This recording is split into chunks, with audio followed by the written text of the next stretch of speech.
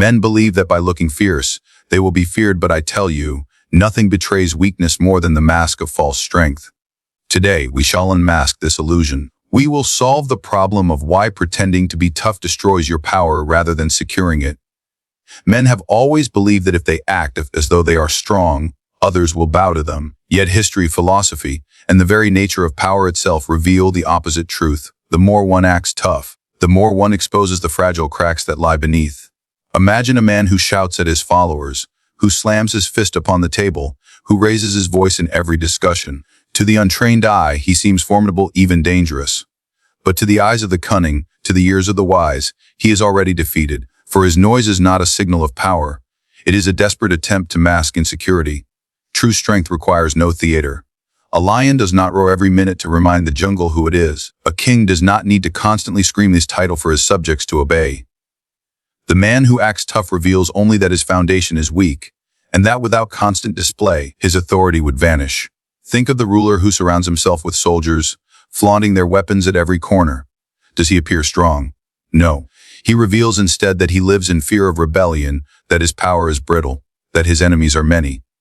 For if his rule were secure, if his influence were unchallenged, there would be no need for such extravagant shows of force. His very attempt to look untouchable tells us that he is anything but. It is the same in the smallest matters of life. Consider the man at a gathering who tries too hard to appear unshaken. He stiffens his shoulders, he deepens his voice, he wears a scowl to warn others not to cross him. But the wise observer sees through the act. His posture screams of performance, not of natural authority, and soon someone will test him. The moment he falters even slightly, the illusion shatters, and those who once obeyed him with caution now laugh at his pretensions. The irony is cruel but undeniable. The harder one works to appear strong, the clearer it becomes that real strength is absent. The performance itself is proof of the weakness it seeks to hide. Men who are truly formidable need not convince anyone of their might. It is sensed, it is felt, it radiates through calmness, through silence, through composure. Niccolò Machiavelli once warned that rulers must guard their appearances, but even he understood that a mask without substance is a dangerous liability, for a mask can slip. A false strength, once tested, collapses instantly. And when it does, it collapses harder than if no mask had been worn at all. A weak man who admits his weakness may survive through humility, alliances, or submission, but a weak man who pretends to be strong invites direct challenge. His enemies sharpen their knives, for they know he cannot sustain the act forever. We see this truth across centuries. Kings who demanded endless oaths of loyalty often faced betrayal. Generals who shouted the loudest often lost the most battles. Leaders who silenced every critic revealed that their power was too fragile to endure honest words. The mask of toughness, once cracked, brings ruin upon the wearer. And do not think this lesson is confined to thrones or armies. It is the same in daily life, in the dealings of ordinary men. The one who boasts endlessly about his wealth rarely possesses it. The one who intimidates with loud threats is often the first to fall silent when true danger appears.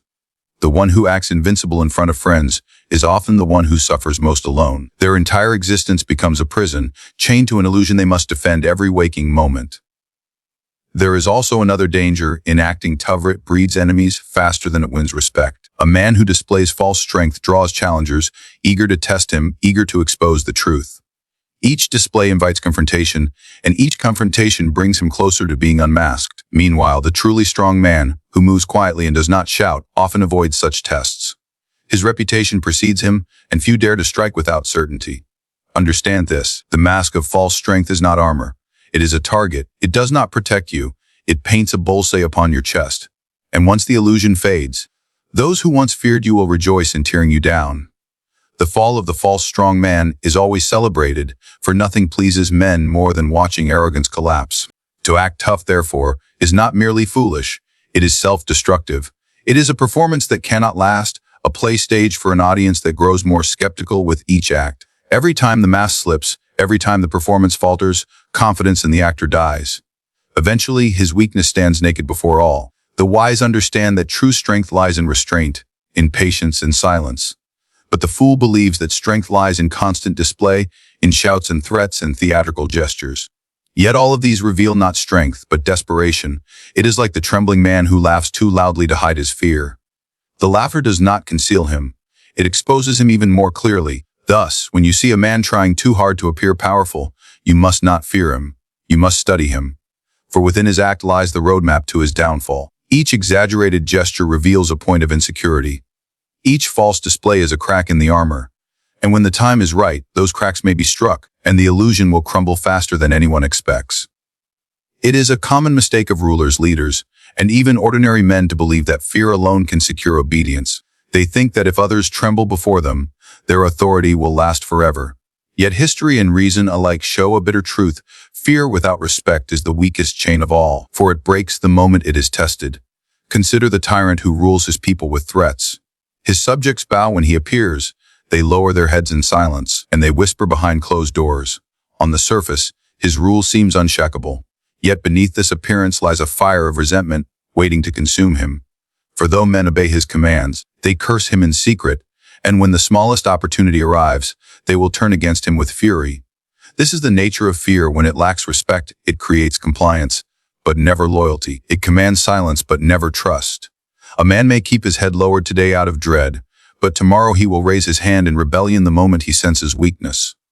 Fear alone is never stable, for men who obey out of terror dream constantly of freedom. And the moment a crack appears in the tyrant's armor, they will take it. Imagine a general who threatens his soldiers with death if they retreat.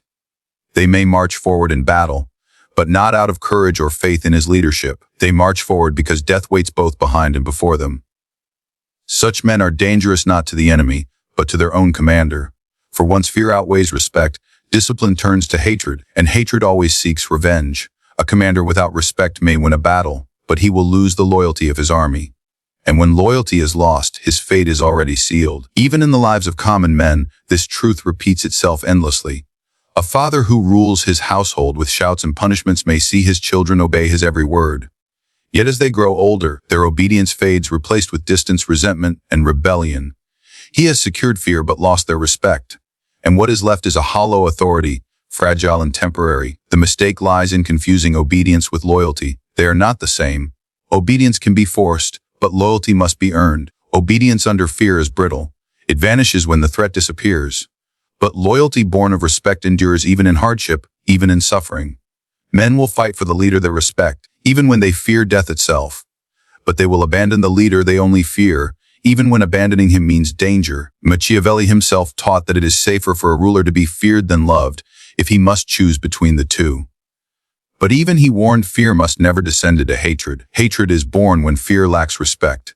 The wise prince understands this balance.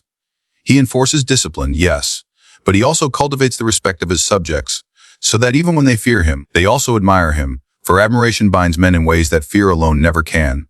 Let us examine why respect is so essential. Respect acknowledges ability. When men respect you, they recognize your wisdom, your strength, your authority. They may still fear to cross you, but their fear is tempered by an acceptance that you are worthy of power. This makes their obedience durable, for they see reason in their submission. But when fear stands alone, when men see only cruelty without capability, they obey only under compulsion. Their submission has no root, no foundation, and like a tree without roots, it falls with the first storm. History gives us countless lessons. Consider the emperors of Rome. Some ruled through both fear and respect, commanding armies with brilliance and enforcing order with severity. These emperors endured, for their cruelty was balanced by competence, and competence earned respect. But others, those who relied only on fear, who killed without justice, who punished without cause. These men faced swift downfall. Their soldiers abandoned them, their allies betrayed them, and their names became curses rather than legacies. This principle extends beyond empires into the smallest of human interactions. In business, the employer who rules by threats alone may gain momentary obedience from his workers, but he will never earn their dedication. They will work only when forced, never with passion, never with loyalty.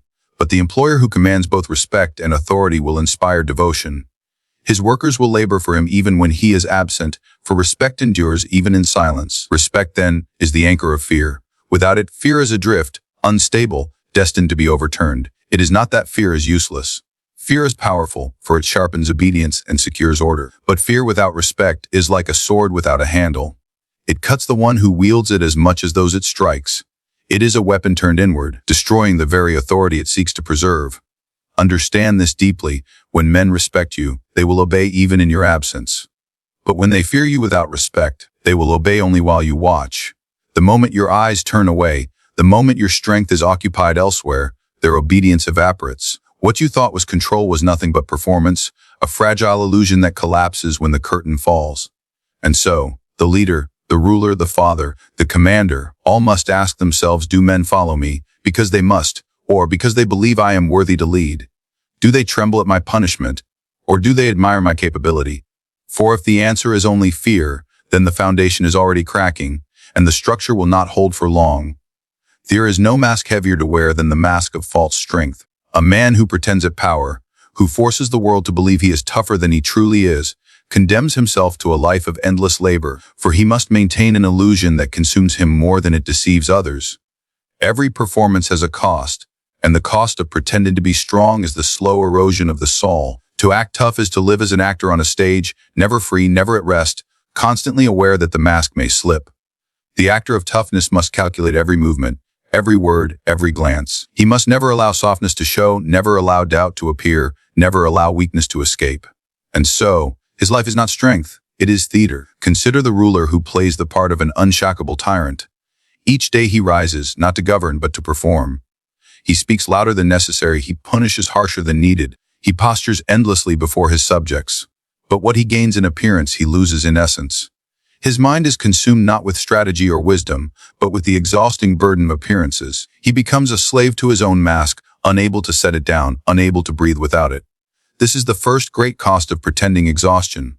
A man who pretends must always be on guard, always defending the image he has crafted. The truly strong man rests in his strength, for his natural, it flows without effort.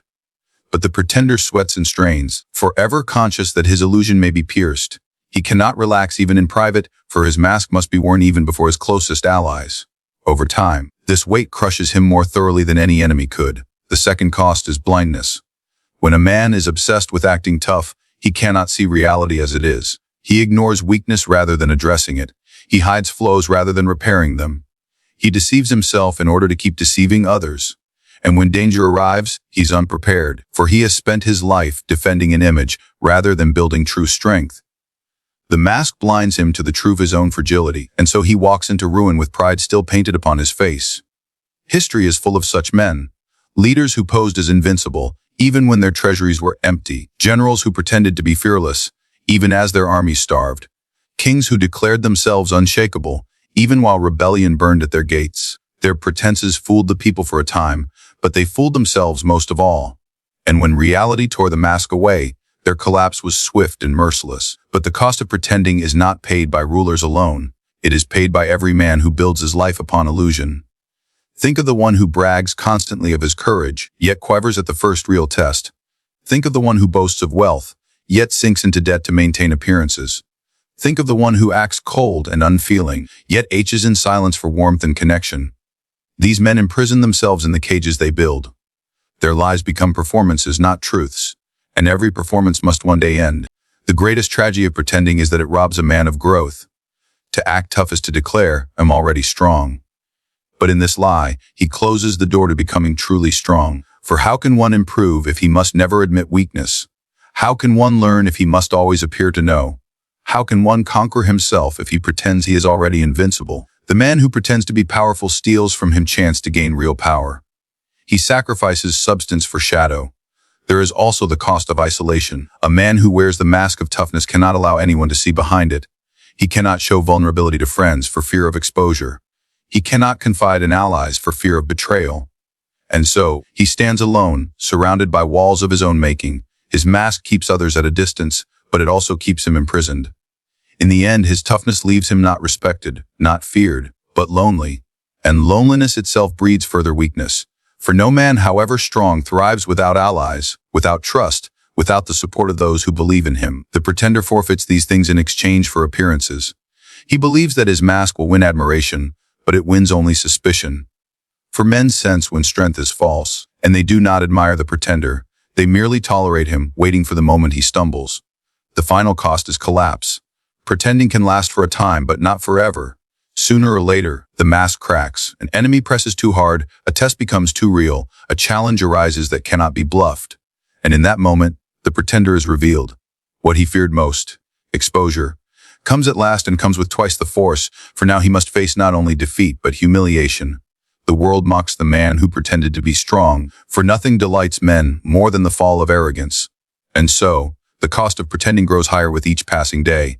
It drains the body with exhaustion. It blinds the mind with illusion. It isolates the heart in loneliness. And at last, it destroys the mask itself, leaving the pretender naked before the world he tried so desperately to deceive. The strongest rulers, the most cunning men, the masters of power. Rarely do they shout, rarely do they boast, rarely do they parade their strength.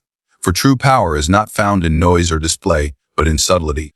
It is the quiet force that bends others without their knowing, the invisible hand that directs the course of events while appearing absent from them. Consider the difference between thunder and wind. Thunder is loud, frightening, and commands attention for a moment, yet it passes quickly and leaves no trace. But silent, persistent, unseen, shapes mountains, erodes stone, and changes the very face of the earth over centuries. So it is with power. Loud men create noise. Subtle men create destiny. The essence of subtlety is control without spectacle. A subtle ruler does not need to remind his subjects daily of his authority. They already feel it in the order of things, in the laws that govern them, in the silent knowledge that defines carries consequences. He does not boast of his wisdom, for his decisions reveal it without words. He does not parade his strength, for the mere knowledge of his capability deters challenges. Subtlety allows power to become invisible yet ever present, like the air men breathe without thinking. True power does not declare itself. It allows others to declare it for you. When men whisper of your influence, when your name carries weight in rooms you do not enter, when decisions bend toward your will without your direct command, that is power perfected. To speak constantly of one's toughness is to confess insecurity. To remain silent, yet to be obeyed, is to reveal mastery. Subtlety is also the art of timing. The subtle man does not strike at every opportunity. He waits, watching, calculating. He allows rivals to make mistakes, enemies to exhaust themselves, fools to expose their own weakness. And when the moment is ripe, he acts swiftly, decisively, without hesitation. His strike is felt more strongly because it comes without warning. Power displayed constantly grows dull. Power exercised sparingly, at the perfect moment, becomes unforgettable. Look to history, and you will see that the greatest leaders wielded subtlety as their sharpest weapon. They spoke little, but their words reshaped nations. They punished rarely, but their punishments echoed through generations. They did not need to be seen to be feared, nor to boast to be admired. Their influence was like a shadow, present everywhere, impossible to catch, yet undeniable in its effect. Subtlety also shields power from envy. The man who constantly flaunts his strength breeds resentment. Others plot against him, for his arrogance provokes them. But the man who hides his strength, who lets others underestimate him, moves without resistance. Envy does not sharpen itself against the quiet ruler. By lowering the appearance of threat, he disarms suspicion, allowing him to rise higher while others remain blind to his ascent. There is great wisdom in concealment. To reveal everything is to make oneself predictable. But the subtle man reveals little, concealing both his weakness and his strength. His enemies are left in confusion, uncertain whether he is vulnerable or unassailable. This uncertainty becomes a weapon more powerful than any sword, for men hesitate to strike what they cannot clearly see. In hesitation lies defeat, and in concealment lies victory. True power is not in forcing obedience. It is in making obedience feel natural. The subtle leader shapes the desires of others so that they act in his interest while believing they act in their own. He does not need to command, for his will is already woven into the choices others make. This is the height of power, when men move in the direction you desire, without ever realizing they were guided. Subtlety also preserves energy. The loud and boastful man burns himself out in constant display, exhausting his strength and performances. The subtle man conserves his resources, using them only when necessary. His silence is not weakness, it is patience. His restraint is not fear, it is calculation. And when he finally acts, the force he unleashes is all the greater, for it has been stored, focused, and sharpened over time. Even in the smallest matters of life, subtlety proves its strength. In conversation, the one who speaks endlessly reveals too much, but the one who speaks little leaves others guessing. In negotiation, the one who demands openly risks rejection, but the one who suggests indirectly plants ideas that grow on their own. In conflict, the one who attacks rashly exposes himself, but the one who waits, who moves in shadows, often wins without ever being seen. Machiavelli understood this deeply. He advised rulers to be both fox and lion, the fox for cunning, the lion for strength. Yet of these two, cunning is the more subtle weapon. The lion announces his presence with a roar. The fox slips silently through the forest, unseen, but always finding the path to survival. Those who rely only on the lion's strength may appear fearsome, but they fall into traps. Those who master the fox's subtlety evade traps altogether, and often set them for others. Subtlety is not weakness, it is strength refined. It is power stripped of noise, arrogance, and waste. It is the discipline to wait when others rush, to conceal when others boast, to guide when others command. It is influence without display, control without resistance, victory without spectacle. It is the force that endures when louder powers crumble, the whisper that outlasts the shout, the invisible hand that bends the course of men and nations alike. We have seen the folly of false strength, for it exposes weakness more clearly than silence ever could. We have seen how fear without respect is fragile, a chain that shatters at the first strike. We have seen the exhausting cost of pretending, how the mask of toughness enslaves the very man who wears it. And we have seen that true power lies not in noise or display, but in subtlety, the quiet force that shapes destiny without ever announcing itself. Understand this, then the world is filled with men who act tough, who roar loudly, who decorate themselves with borrowed strength. They rise quickly, but they fall even faster, for their foundations are hollow. The wise man does not waste himself in such performances. He builds strength where it cannot be seen. He cultivates respect where others sow only fear. He refuses to pretend and instead sharpens his reality. His power, though quiet, endures. His influence, though unseen, becomes unshakable. And in the end, it is not the mask that rules, but the substance beneath it.